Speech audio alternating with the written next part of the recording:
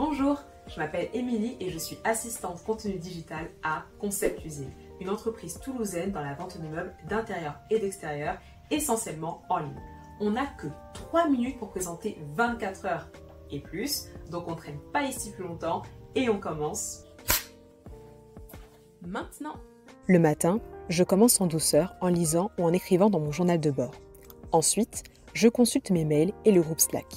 Puis je passe à la to-do list du jour et la journée peut commencer. Si je pouvais résumer mes missions en tant qu'assistante contenu digital en 2 mots, ce serait création et intégration.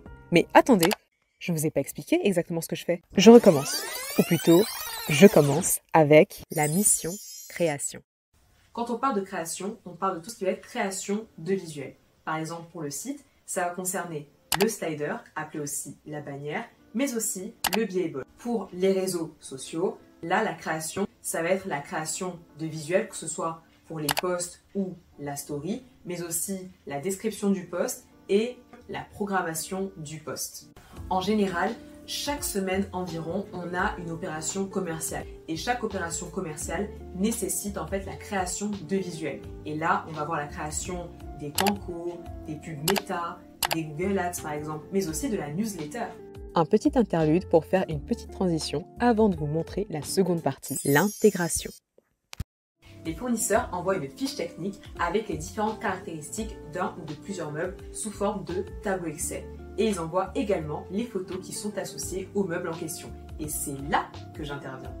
Je redimensionne les photos aux normes de l'entreprise, puis sur l'ERP, j'intègre le meuble en créant sa fiche technique toujours à nos normes. Après que la chef de produit ait validé la fiche, je peux passer au Shopify où j'intègre à nouveau le produit.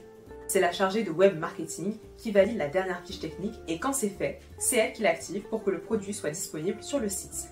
Il ne manque plus qu'à le décliner sur le site espagnol et italien. En dehors de ces 2 missions, il y a les tâches annexes, comme la préparation du planning édito, l'organisation des réunions pour décider des opérations commerciales du mois, l'analyse des réseaux et bien entendu les articles du mag. Et dans l'alternance, je peux dire que ça m'aide beaucoup à me projeter professionnellement et à voir ce qui m'attend dans ma future profession.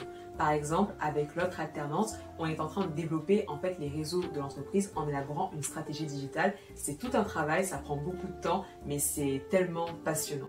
L'alternance, c'est la solution idéale pour faire des études, avoir un travail qui puisse les financer et avoir une véritable expérience professionnelle. Ce n'est pas de tout repos. Comme j'aime le dire, je suis